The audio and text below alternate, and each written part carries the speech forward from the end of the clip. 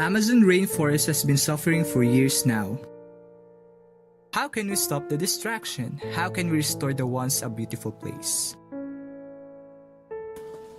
The Amazon rainforest is the longest river, roughly 6,992 kilometers long, and contains more water than the Mississippi, Nile, and Yangtze combined.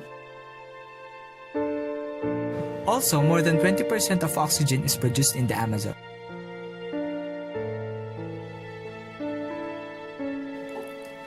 Another benefit from the Amazon is 25% of all Western pharmaceuticals come from rainforest-based ingredients, yet less than 1% of the trees and plants in the Amazon have ever been tested by the scientists. But due to forestation, it is estimated we are making more than 137 species extinct every day. And since 1983, about 750,000 square kilometers or roughly 289,000 square miles of Amazon rainforest have been destroyed. This is why